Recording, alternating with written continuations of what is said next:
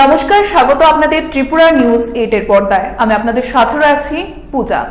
আজ সকালেই অর্থাৎ ভোরবেলা দেখা যায় প্রধানমন্ত্রী নরেন্দ্র মোদীর বাসভবনের উপর হঠাৎই চক্কর কাটল রহস্যময়ী ড্রোন এবং তাকে দেখে পরবর্তী সময়ে যিনি আধিকারিকরা রয়েছেন প্রধানমন্ত্রী নরেন্দ্র মোদীর অর্থাৎ এসপিজি, তাদের মাধ্যমে পরবর্তীতে শাহের দিল্লি পুলিশ তদন্ত শুরু করলো। কে বা কাহারা সেই ড্রোন দেশের প্রধানমন্ত্রী নরেন্দ্র মোদীর বাসভবনের উপরে চক্কর কাটালো তাকে নিয়ে কিন্তু বর্তমানে তদন্ত শুরু হয়েছে জোর কদমে। নয়াদিল্লিতে প্রধানমন্ত্রী নরেন্দ্র মোদীর বাসভবনের উপরে ড্রোন উড়ার খবর পেল দিল্লি পুলিশ। এই ঘটনায় প্রধানমন্ত্রীর নিরাপত্তা ব্যবস্থা আরো আঁটোসাঁটো করা হয়েছে। ঘটনার তদন্ত শুরু করেছেন দিল্লি পুলিশের আধিকারিকেরা। উল্লেখ্য, দিল্লি পুলিশ কেন্দ্রের স্বরাষ্ট্র মন্ত্রকের অধীন। দেশের স্বরাষ্ট্র মন্ত্রকের দায়িত্বে রয়েছেন মোদী মন্ত্রিসভার নম্বর 2 অমিত শাহ।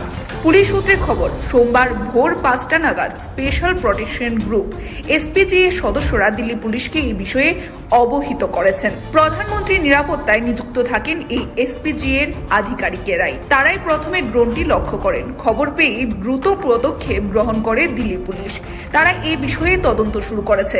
দিল্লি পুলিশ সূত্রে জানা গিয়েছে, প্রধানমন্ত্রীর বাসভবন নো ফ্লাই জোনের মধ্যে পড়ে, অর্থাৎ নিরাপত্তার কারণে ওই বাসভবনের উপর দিয়ে কোনো বিমান কিংবা ড্রোন উড়ে যেতে পারে না।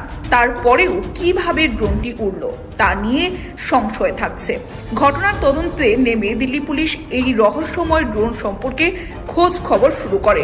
যোগাযোগ করা হয় এয়ার ট্রাফিক কন্ট্রোল এটিসির সঙ্গেও, কিন্তু এমন কোনো ড্রোনের সন্ধান পাওয়া যায়নি। এই প্রসঙ্গে দিল্লি পুলিশের তরফে একটি বিবৃতি দিয়ে বলা হয়, আমাদের কাছে খবর এসেছে যে প্রধানমন্ত্রীর বাসভবনের কাছে একটি শনাক্ত করতে না পারা উড়ন্ত জিনিস দেখা গিয়েছে। আমরা সংলগ্ন এলাকায় তল্লাশি চালিয়ে এমন কোনো জিনিস পাইনি। এটিসির সঙ্গেও যোগাযোগ করা হয়েছে, তাদের নজরেও এমন কিছু আসেনি।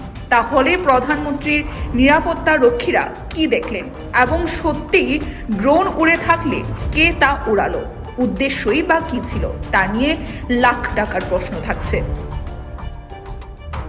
Bureau report, Tripura news 8।